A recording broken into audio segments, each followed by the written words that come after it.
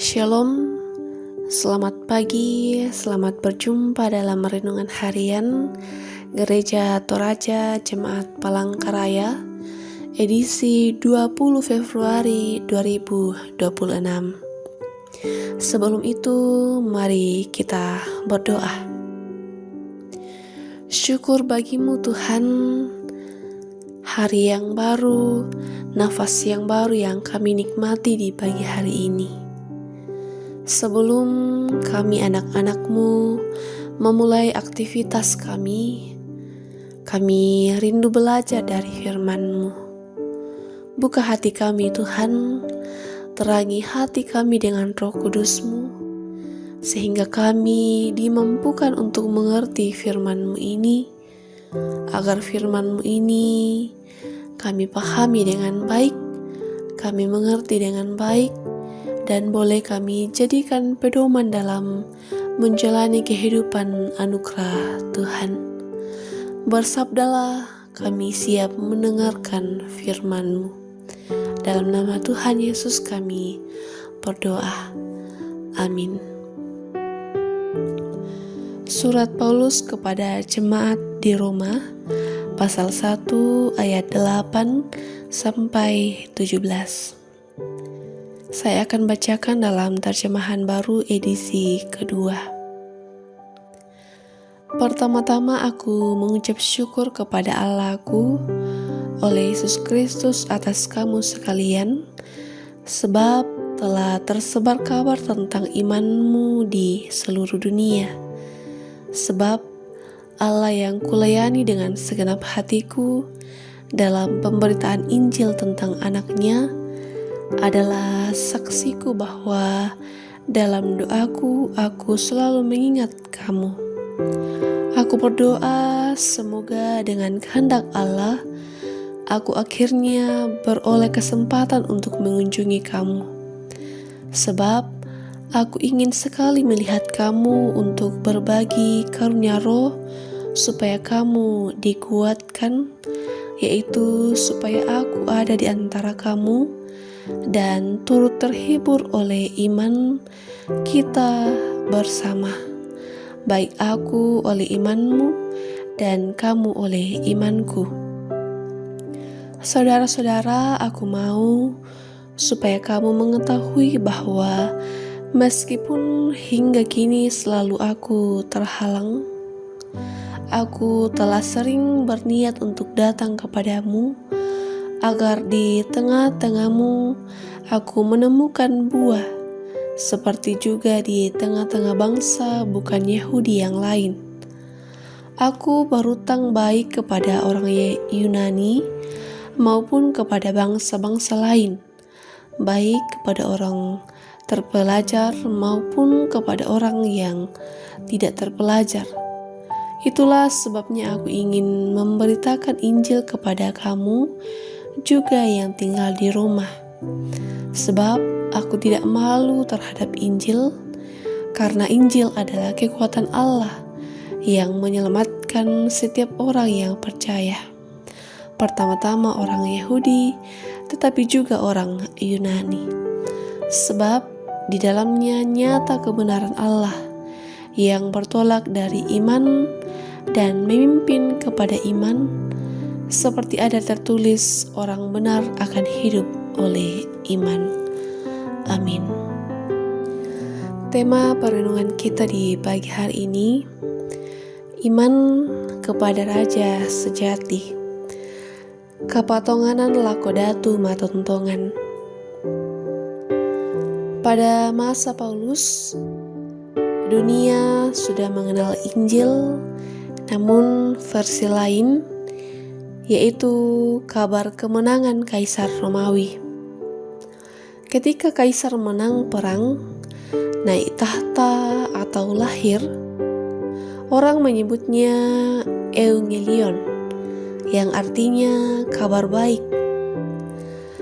Rakyat bersorak karena percaya bahwa Kaisar adalah pembawa damai dan penyelamat dunia.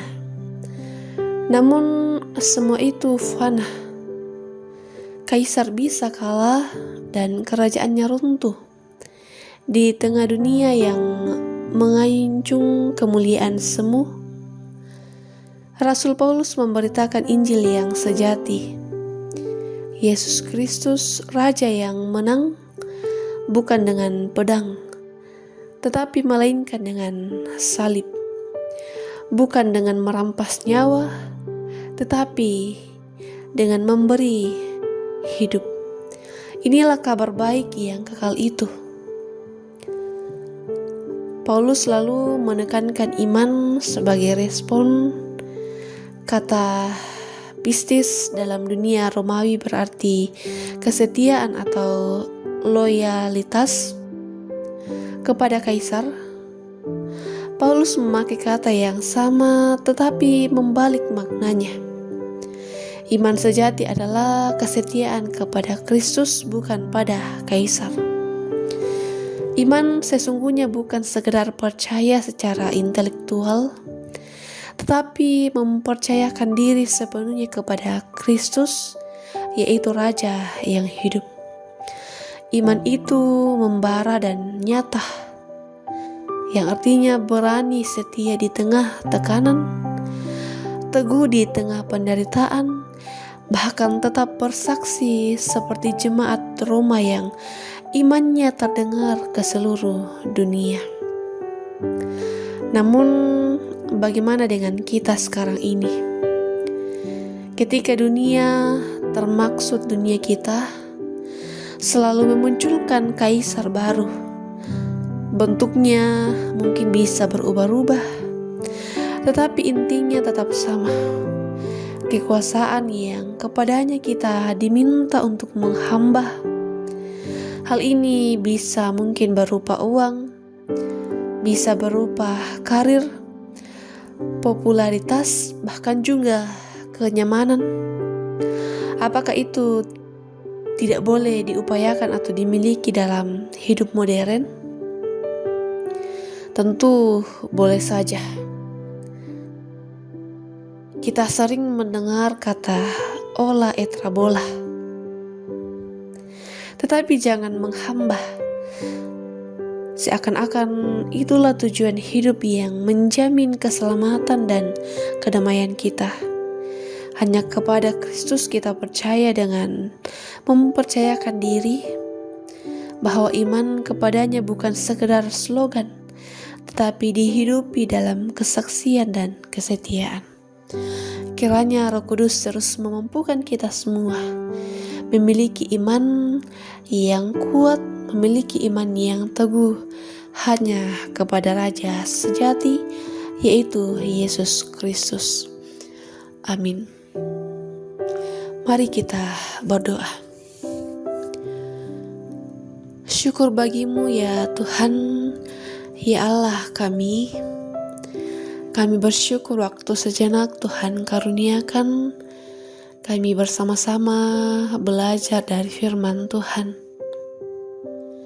Kami percaya Roh Kudus akan memampukan kami menjadi warga kerajaan Allah yang sungguh-sungguh memiliki iman yang teguh, iman yang bukan hanya sekedar slogan, tetapi iman yang kuat yang terus akan kami hidupi dalam kesaksian, bahkan dalam kesetiaan kami umat-Mu. Ya Tuhan, ya Allah kami akan melanjutkan kehidupan, mengerjakan dan melakukan berbagai hal di hari ini. Kami meminta pertolongan Tuhan, kami dikuatkan, kami dimampukan dalam menjalani kehidupan kami di hari ini. Sekiranya kami menjalani kehidupan kami dengan terus takut akan Tuhan. Tuhan memberkati setiap kami dalam setiap harapan, dalam setiap kerinduan kami di hari ini. Ini doa kami, di dalam nama Tuhan Yesus kami berdoa. Amin.